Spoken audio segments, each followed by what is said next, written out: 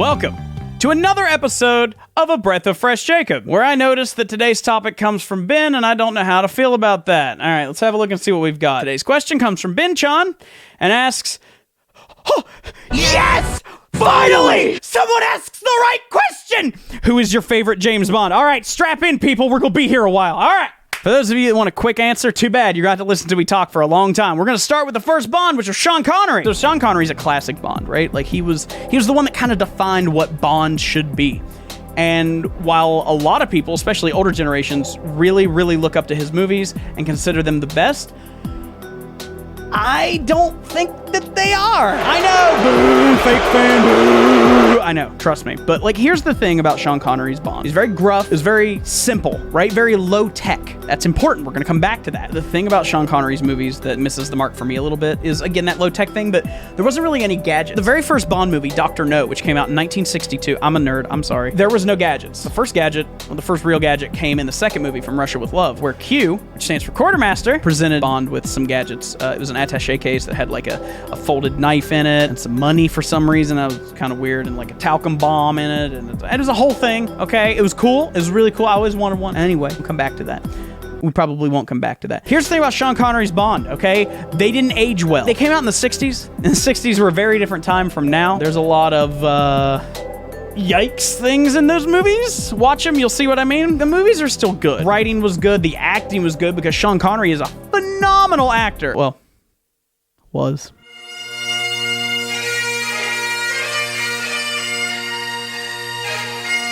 We love Sean Connery. Anyway, they were great. He defined it. We wouldn't have any of the other Bonds that we do in the way that we do today without what he did for the franchise. I think that it's important that we all recognize that's where it started, and that's why it was so good. Sean Connery did a phenomenal job. Goldfinger, which was his third movie, is a lot of people's favorite, and it's a really good movie, right? The car has crazy gadgets on it. That was cool. That was one of those things that really cemented Bond. I mean, like, when you think James Bond, you think gadgets, you think spy movies, you think cars. Those cars are a staple, and they usually have some really cool gadgets. We'll get back to that. Don't worry. I don't want to stay on one Bond for too long, because I don't want this episode to actually go for a half an hour, because believe me, it could. I don't want to keep poor Charles up for like 6 days working on this, so. You do care. After Sean Connery had his 5 movies, he was like, I don't want to. So they got a new guy, George Lazenby.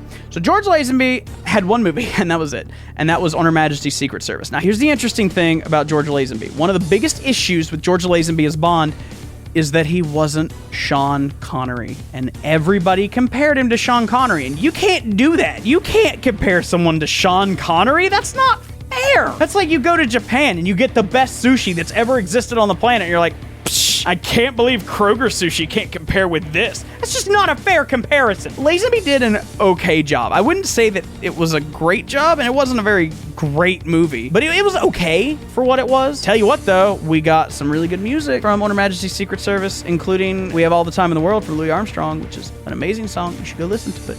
I'd play it here, but I can't. On Her Majesty's Secret Service sees Bond get married. So now, canonically, he had a wife. Go watch the movie. I'm not going to spoil it for you, but he had a wife. And it's brought up in later films, which is cool to me that they kept that. Even though a lot of people didn't like the movie, they still kept that. They stuck with it, which is really nice. Now, again, I don't really have a lot to talk about Lazenby because he only had the one movie. But obviously, George Lazenby's not my favorite. I guess I should mention that after George Lazenby, Sean Connery came back for one movie, and that was Diamonds Are Forever. And it was okay. It was a little weird, but it was okay. And then after that, he's like, yeah, no, I'm done. Now we get to move on to Roger Moore. Roger Moore is definitely a really important one to talk about because he's really good and he's really bad at the same time. We'll get to that. Roger Moore has the most Bond films. For better or for worse. So Roger Moore's first film was Live and Let Die. Here's the thing with Live and Let Die. First of all, had an amazing title song. Paul McCartney and the Wings did the Live and Let Die title song. It's so fucking good. Don't worry, I'll be talking about the music from the Bond stuff here in a minute. It was so good. Just go listen to it. It's really good. But that movie, Live and Let Die, there is so much wrong with that movie. If you have never heard this term, please go look it up, read into it. It's all very fascinating. Live and Let Die is considered a blaxploitation film. Charles, so people don't get confused, put that word there so that they can go Google it and they can understand what that term means. So Live and Let Die was one of those films, and it shows. The movie's not very good. It's got some iconic moments, but like overall, it's not really that good. After that, though, there's 2 movies we got after that, okay? The Man with the Golden Gun and The Spy Who Loved Me. Both Phenomenal movies. So good. Quintessential 70s movies. Go watch them if you haven't. Like, they are, both of those are in my top 5 Bond movies for sure. There's a lot wrong with them, sure, but like, Man with the Golden Gun's got Christopher Lee in it. I mean, you can't say no to that. Christopher Lee, holy shit, incredible actor. Anyway, Spy Who Loved Me is the one that introduced Jaws. Everybody knows Jaws, right? Big, tall dude with metal teeth, right? Played by Richard Kiel, and Richard was such a cool dude. He was so nice about it. He's like one of those gentle giant people. Oh, he was such a cool dude. I always wanted to meet him. Anyway, great movies. Watch them. They're very 70s, so, you know, expect that. You had Moonraker, which was okay. You had Octopussy, which was terrible. For Your Eyes Only, which had some good parts, but overall was kind of eh. So Roger Moore's last film was A View to a Kill, and the villain in that movie is played by Christopher Walken. And Christopher Walken is awesome. It just makes the movie that much better.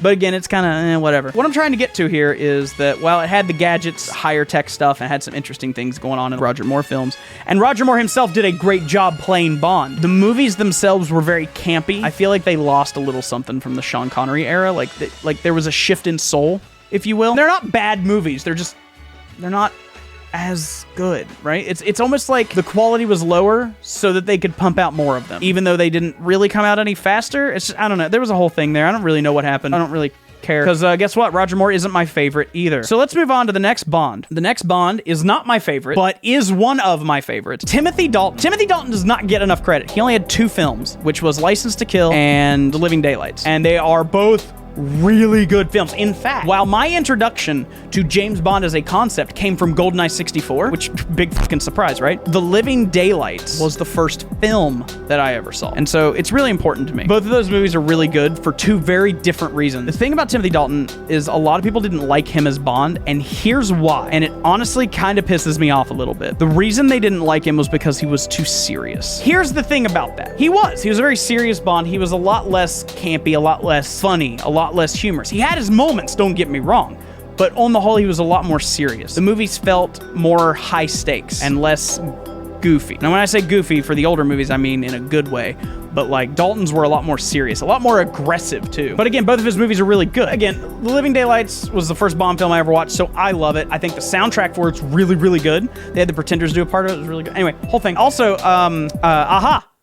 Like, Aha did the music, the title card music for that, you know, the Take On Me people. Yeah, them. They did that for Living Daylights, and it's a good song. Anyway, I'm talking too long on this shit. I could talk about this shit forever. Anyway, I really like The Living Daylights, but License to Kill is such an important movie. Spoiler alerts for License to Kill, which I'm sure none of you will watch. Bond quits MI6. One of his CIA buddies, he helps them capture a drug lord. The drug lord, of course, escapes because he's paid people off, blah, blah, blah, and comes back, seriously maims James Bond's friend, and that friend had just gotten married, and the dude killed his wife.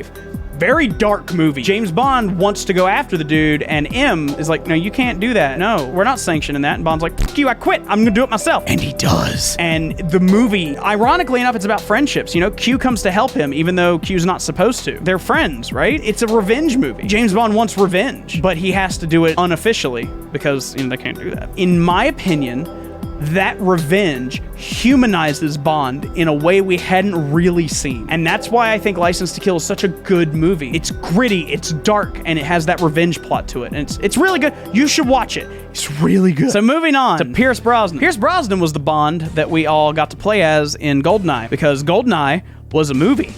That's right, GoldenEye 64 tied into the movie. And honestly, they're very close. If you play the game, you pretty much have seen the movie. And if you've seen the movie and you go to play the game, you're just like, oh yeah, this all makes sense. It's not exact, and they had to add some levels to give context to stuff because there's like scenes from the movie where nothing's really happening, and in an action game, you don't want parts where there's just nothing happening for extended periods of time. And also, James Bond's not getting to have sex in the game because it's T-rated. Anyway, it's a whole thing. Here's the thing. Pierce Brosnan, to most of us at our age, is James Bond. GoldenEye and The World Is Not Enough for N64 and PS1. Still, Pierce Brosnan is Bond, and it's incredible. Even Die Another Day is really good. Tomorrow Never Dies is also good. I didn't really have a game. It had a PS1 game, but it's not that good. Anyway, I'm getting distracted again. Okay, Pierce Brosnan is my favorite. That's what I'm trying to get at. He is my favorite. He is Bond. It's just the right level of tech. It's an excellent balance with great writing. The villains, honestly, are kind of hit or miss. Like, I mean, the villain from Tomorrow Never Dies is a media mogul, which is a little dumb, but like GoldenEye's villain's really good. 006, right? Like a rogue agent type thing going on. That's really cool. The World Is Not Enough is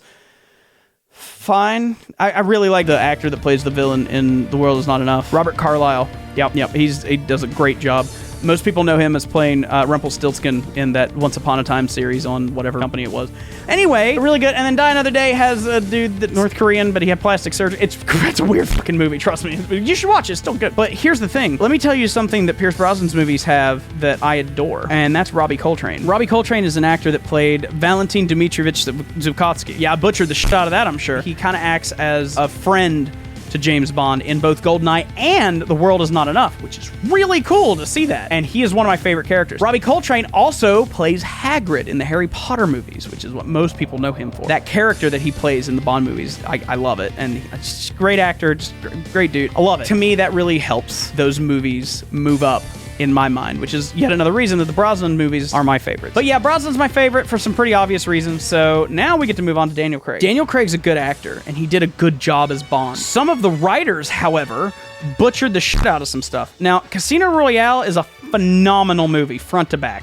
Love it. It's so good. You should watch it. And then the next movie, Quantum of Solace, is one of the worst Bond films.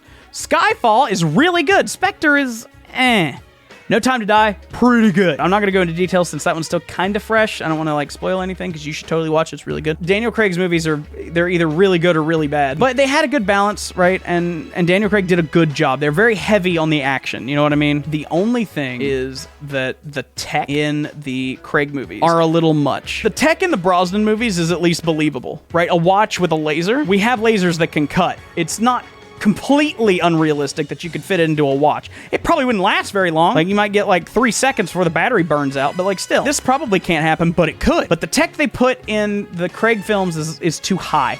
It almost feels like Metal Gear Solid levels of tech, where it's just what? But anyway, that's not inherently a bad thing. It's just a little too far out of the believability range. If you watch Spectre, you'll know what I mean by what the villain's goals are, and also No Time to Die. Anyway, I'm getting very distracted. I've been rambling on for a while now, and I apologize to my editor, Charles, for making this one double the length of the other ones, but I had a lot to talk about. I'm completely calm! One thing I want to touch on before I let you guys go, though, is the music. James Bond as a franchise, for music, is a time capsule, and I love it. The early 60s, right? You get the Dr. No, and From Russia with Love, and Goldfinger, and Thunderball, and You Only Live Twice, and Diamonds Are Forever. You get all those movies with Sean Connery, and as you go through them, you get to see who the popular artists were at the time. So just as an example, right? Thunderball, Tom Jones did the title one for that one. Nancy Sinatra did the one for You Only Live Twice. You know, the boots are made for walking? Yeah, her. Again, as I mentioned, Louis Armstrong did one of the songs for On Her Majesty's Secret Service. Paul McCartney and the Wings for Live and Let Die, which was in the 70s. View to a Kill was Duran Duran. As I mentioned, Living Daylights was Aha. Goldeneye was Tina Turner. Tomorrow Never Dies was Sheryl Crow. The World Is Not Enough was Garbage. Not bad, but the artist Garbage. I know, why do you pick a name like that? Why? Die Another Day was Madonna. Casino Royale was the dude from Soundgarden, whose name escapes me at the moment. Quantum of Solace was Jack White and Alicia Keys. Skyfall was Adele, right? The most recent one, No Time to Die, was Billie Eilish. Sam Smith did the one for Spectre. So, you see what I mean? You get to see the progression of music and artists across the Bond films. It's such a cool thing to get to see, and I love it. As a music nerd, it does things to me. Anyway, I look down and I notice I've gone over 20 minutes, so I'm gonna go ahead and stop here. TLDR, my least favorite Bond is, I guess I'd have to say Lazenby, because he didn't really get much of a chance, but past that, honestly, my least favorite is probably gonna be Sean Connery. I know, but Sean Connery's movies are amazing. It's all good. Watch it all. It's great, okay?